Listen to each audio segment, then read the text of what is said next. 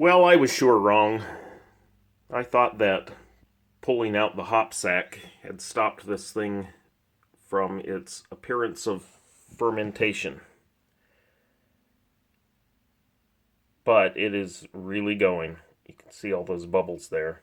Well, I can on this video. After uploading to YouTube, who knows how it'll look. But, just as I started this camera, it gave a little burp and it's about to give another one.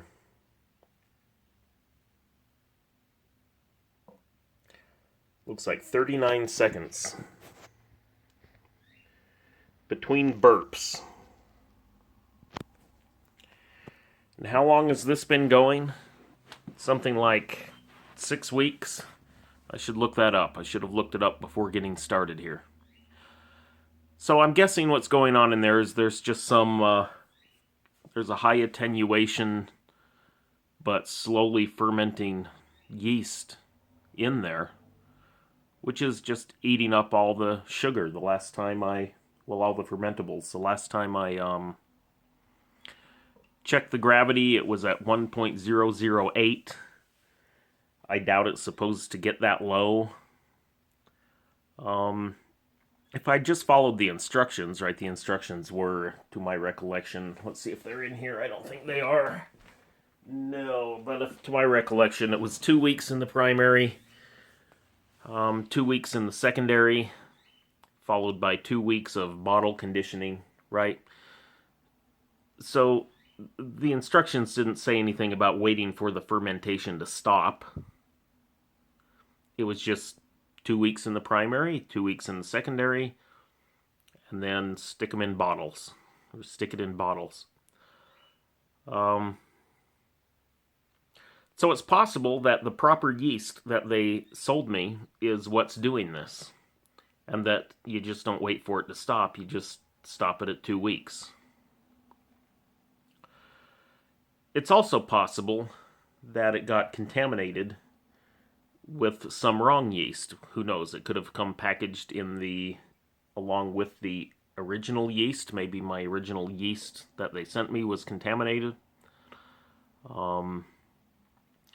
Or, right, it could have come from the starter, right? I made a starter using a stir plate. The stir plate, right, the idea is to, right, you've just made a little batch of wort for your starter, which you've boiled. So you've boiled a lot of the oxygen out of it. It's oxygen depleted, so you put it on a stir plate so that while it's going through its attenuation phase,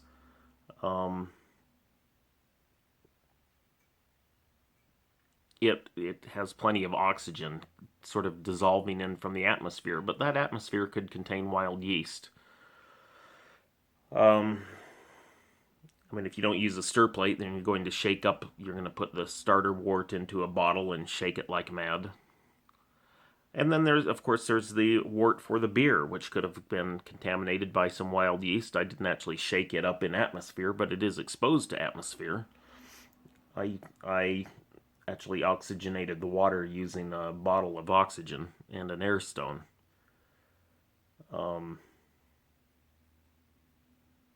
But there it is. I think I'm just going to bottle this in the next day or two and not wait for it to quit fermenting. Because if I just wait and wait, eventually it'll be down to